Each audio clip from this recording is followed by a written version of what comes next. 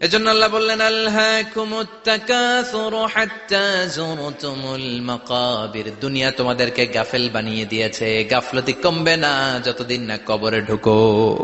কবরে ঢুকা লাগবে, কবরে ঢুকা লাগবে না?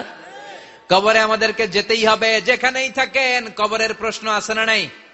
অনেকে বলে, হুজুর বিমান হামলায় মারা গিয়েছে, বিমান জ্বলে পুড়ে ছাই হয়ে গিয়েছে, তার কবর কোথায়?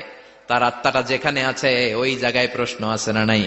অনেকে বলে, হুজুর সাগরের মধ্যে পড়ে মারা গিয়েছে, তিমি মাছ খেয়ে ফেলেছে, তার কোনো অস্তিত্ব নাই, কিন্তু তার রুহুটা আছে না নাই? প্রতিটা রুহু সংরক্ষণ করে কে? প্রত্যেকটা আত্মা আল্লাহর কাছে সংরক্ষিত থাকে। প্রতিটা রুহু, প্রতিটা মানুষ মালাকুল মাউতকে দেখতে পায়। আপনিও দেখবেন, আমিও দেখব। মুমিনদের কাছে এসে মালাকুল মাউত একজন যুবকের বেশে সাদা ধবধবে জুব্বা পরে সুগন্ধি মেখে মুমূর্ষু ব্যক্তির শিয়রে বসে বসে বলে, ইয়া আইয়াতুহান নাফসুল মুতমাইন্নাহ, হে প্রশান্ত আত্মা, উখরুজি ইলা মাগফিরাতিল্লাহি ওয়া রিদওয়ানি, আল্লাহর ক্ষমা আর দয়ার দিকে বের হয়ে আসো। বলা মাত্রই মুমিনের আত্মাটা স্মুথলি বের হয়ে আসে। কাফান মিন আকফানিল জান্নাহ, হানুত মিন হানুতিল জান্নাহ, জান্নাত থেকে আনা সুগন্ধি কাফনের মধ্যে পেঁচিয়ে তিনি রূহটাকে নিয়ে ইল্লিনে চলে যায়। সরাসরি দেখে মালাকুল মাউতকে। আর যারা ইসলাম বিরোধী, কোরআন বিরোধী, তাদের সামনে এসে মালাকুল মাউত ত্রাস সৃষ্টি করে। আগে ধমক। হাইওয়েতে মাঝে মাঝে ডাকাতি হয় না? বাসগুলোর মধ্যে যখন ডাকাতি হয়, বাসে থাকে 50 জন, ডাকাত ঢুকে 5 জন, এই 5 জনের ভয়ে সবগুলো পেশাব করে দেয়। কারণ ত্রাস সৃষ্টি করে। এসেই চাইনিজ কুড়াল দিয়ে আগে কুবায় দেয় 4-5 জনের। রক্ত দেখে কি দেওয়ার সব আগে রেডি করে রাখে।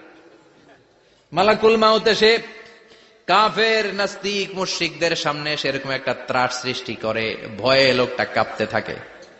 ওর কাছে ভদ্র ভাষায় কথা বলে না, সুন্দর জামা পরে আসে না, কালো কুচকুচে চেহারা, ভয়ঙ্কর একটা রূপ নিয়ে, আকৃতি নিয়ে ইসলাম বিরোধীদের মাথার সামনে আসে, দুর্গন্ধযুক্ত চেহারার দেহ নিয়ে ধমক দিয়ে বলে, ও পাপাত্তা, ইয়া আইয়াতুহান নাফসুল খাবিসা উখরুজি ইলা গাদাবিল্লাহ, হে পাপাত্তা, আল্লাহর রাগ, ক্রোধ আর গজবের দিকে বের হয়ে আয়।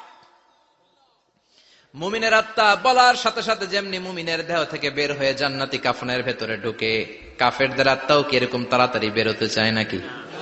কাফেরদের আত্মা বেরোতে চায় না। ডানে দৌড়, বায়ে দৌড়, সামনে দৌড়, পেছনে দৌড়, আহা, দৌড়াদৌড়ি করে।